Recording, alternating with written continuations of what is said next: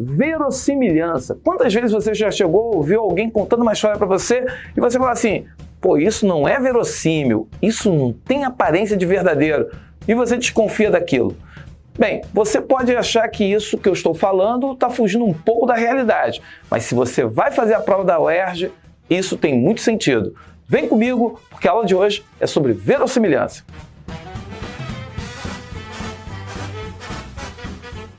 Pessoal, verossimilhança. Quando você está lendo um texto, uma obra de ficção, é comum que você, de repente, abrace aquele universo, entre naquele universo e até mesmo comece a trazer aquilo para a sua vida, comece a trazer aquilo para a sua realidade, para o seu dia a dia, sonhar com aquilo, imaginar aquilo. Só que quando você está lendo uma obra, você tem que tomar muito cuidado. Por exemplo, teve muita gente que assistiu, vamos sair da literatura e vamos para o cinema, teve muita gente que foi ver Matrix e que saiu do cinema achando que isso aqui é uma Matrix, aí começou a comprar o óculos do Neo, comprou capa e foi embora. Harry Potter é a mesma coisa, Harry Potter teve gente que comprou varinha para poder ficar falando, ok, tudo mais, Howard, aquele universo. Veja bem, a literatura tem esse poder. Muita gente na época do Crepúsculo, quando saiu a saga Crepúsculo, muita gente ficou de janela aberta esperando que o vampiro chegasse à noite para dar aquela mordida esperta. Muita gente conseguiu o mosquito da dengue, da chikungunya também. Então, o que acontece? Quando você aí tem essa questão de viver, trazer uma história, e você quer fazer parte dessa história, é porque essa história te fisgou. E essa história, ela construiu de uma forma tão verossímil, ou seja, tem uma aparência de verdadeiro, de real, que você acha que aquilo dali é possível ser trazido para a sua realidade. E aí que tá, né? O que torna uma obra verossímil? Normalmente é a sequência de fatos. Causa e efeito. Quando você está lendo uma história, você tem uma coisa chamada enredo. E esse enredo, você tem o problema que tem suas causas. E essas causas vão levar a consequências. E vão gerando novas causas, consequências, mas veja bem, elas seguem uma ordem, elas seguem um padrão, elas têm uma coerência. E essa coerência que faz você acreditar que aquilo que você está lendo é extremamente real e possível. Só que veja bem, quando eu falo em verossimilhança, eu tenho que lembrar o seguinte, que a verossimilhança ela pode ser externa e verossimilhança interna. Então, quando você está lendo, por exemplo, um romance em que você tem o ambiente se passa na Cidade de Deus, ou o ambiente se passa em Copacabana, e você está lendo aquela história e você vai reconhecendo os elementos que estão ali inseridos, e você fala assim, isso tem a ver com a nossa realidade? Ou seja, eu posso usar a realidade porque a realidade está presente ali e eu reconheço isso no meu dia a dia, no meu cotidiano, eu tenho uma chamada verossimilhança externa.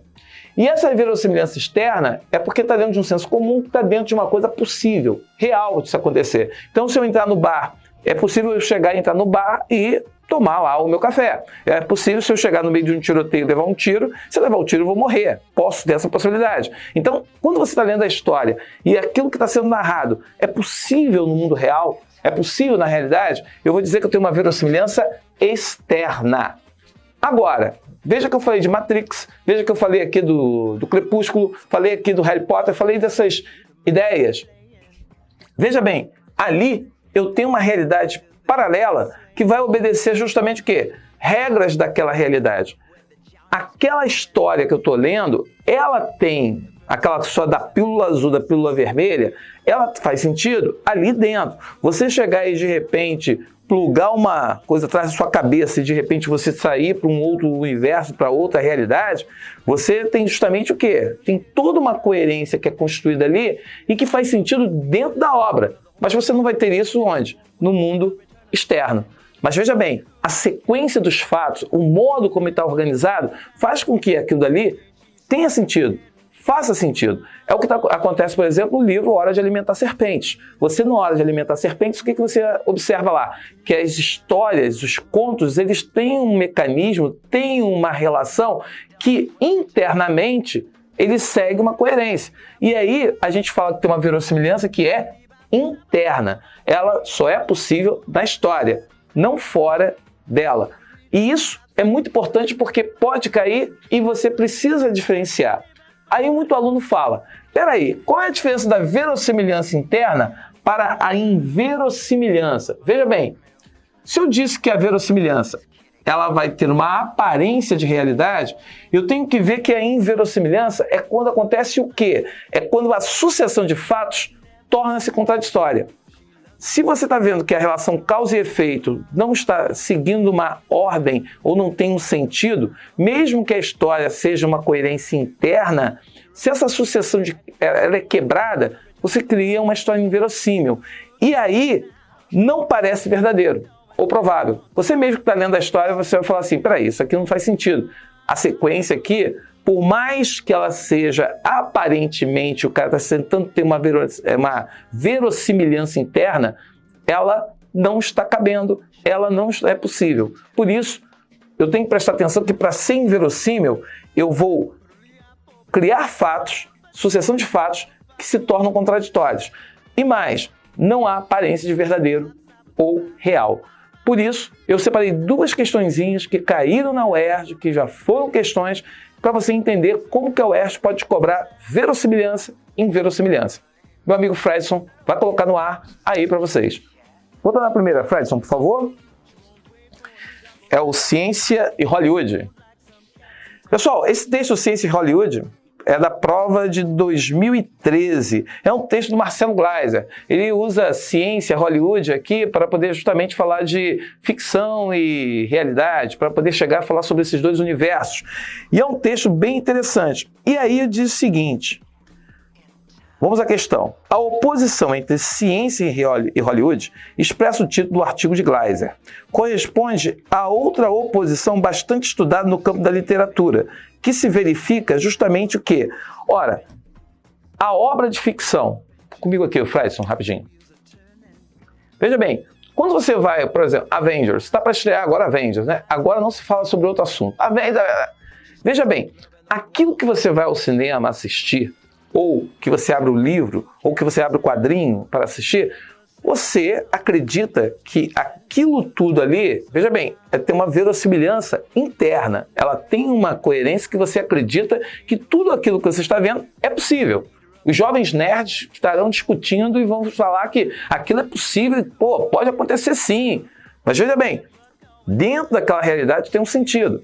E aí Hollywood explora justamente isso. Hollywood não está preocupado, até o que o Gleiser coloca no texto, é que Hollywood não está preocupado que seguir a lógica da realidade, o que é verdadeiro. Ela não tem essa preocupação. E aí que está. A discussão que a literatura levanta, e você tem aí, é o que é ficção e o que é realidade, o que é verdade e o que é verossímil. E aí que está a grande questão. Ao falar da ciência, a ciência busca aquilo que é verdadeiro. Hollywood, ele não está preocupado em ser verdadeiro, mas ele está preocupado em ser verossímil, ou seja, construir uma história que tenha aparência de realidade. Fredson, por isso, bota aí a questão, por favor. O que você tem aí? A discussão que se levanta está na letra C. Na letra C, a questão da verdade e da verossimilhança. Ou seja, a verdade, a ciência se ocupa em pesquisar, em buscar provas da realidade, daquilo que é verdadeiro. Já a literatura, o cinema, não, é arte. A arte trabalha com aquilo que é verossímil. Agora, vamos à segunda questão, Fredson, por favor. A galera tem uma questão que é uma questão polêmica, que quando caiu, alguns alunos ficaram reclamando porque não entenderam o texto. Esse eu vou até ler o texto com vocês, que o texto é pequenininho, e ele diz o seguinte, é do João Baldo Ribeiro, e ele coloca o seguinte, por que a realidade é inverossímil? Olha só, escusando-me por repetir truísmo tão martelado, mas movido pelo conhecimento de que truísmos são partes inseparáveis da boa retórica narrativa, até porque a maior parte das pessoas não sabe ler e é, no fundo, muito ignorante, rol no qual incluo arbitrariamente você, repito o que tantos já dizem e vivem repetindo como quem usa chupetas. A realidade é, sim, muitíssimo mais inacreditável do que qualquer ficção, pois esta requer uma certa arrumação falaciosa, a que a maioria dá nome de verossimilhança. Mas ocorre precisamente o oposto. Lê-se ficção para fortalecer a noção estúpida de que há sentido, lógica, causa e efeito lineares e outros adereços que integram a vida. Lê-se ficção, ou mesmo livros de historiadores ou jornalistas, por insegurança, porque o absurdo da vida é insuportável para a vastidão dos desvalidos que povoam a Terra. Então, olha só para esse texto aí. Você tem que entender que ele está dizendo que a realidade é inverossímil. Bem, o que ele está dizendo? Por que a realidade é inverossímil? Quando você chega aqui e... Vamos lá na linha 3. Não, na linha 5. Mais inacreditável do que qualquer ficção, pois o esta está retomando ficção. Foi isso que muita gente errou nessa questão. Muita gente errou essa questão porque não percebeu que o uso do pronome esta, ele não é catafórico, ele está sendo anafórico. E aí ele bota, esta requer uma certa arrumação falaciosa. Então, veja bem, a ficção requer uma arrumação falaciosa. E falaciosa aí é enganosa, ilusória. E aí ele continua, a que a maioria dá o nome de verossimilhança, ao conceito que a gente acabou de ver. Mas ocorre precisamente o oposto. Lê-se ficção, e aí a literatura, para fortalecer a noção estúpida de que há sentido, lógica, causa e efeitos lineares. Veja bem, tudo isso é ligado à ficção e outros adereços que integram a vida. Lê-se ficção e até mesmo livros de jornalistas, de historiadores ou jornalistas, por insegurança, porque o absurdo da vida é insuportável. Então, olha só, você prestou atenção nisso? Veja só. Questão, Fredson. O título do texto soa contraditório. Se a verossimilhança for tomada por uma semelhança com o mundo real, com aquilo que se conhece e se compreende. Olha aí, está trabalhando com conceito. Nessa contradição se desfaz porque na interpretação do autor, ou seja, na visão dele, a ficção organiza elementos da vida, enquanto a realidade é considerada como o quê? Ele falou lá do absurdo da vida. Se ele falou do absurdo da vida, então a vida é absurda. Então aqui é letra B. Lembre-se que quando reli o texto, eu falei que linear é a ficção, estúpida é, no caso aí, a ficção, e a falaciosa também a ficção. Então tenho 3 adjetivos para a ficção, só um que se liga à vida. Isso desfaz a contradição do texto.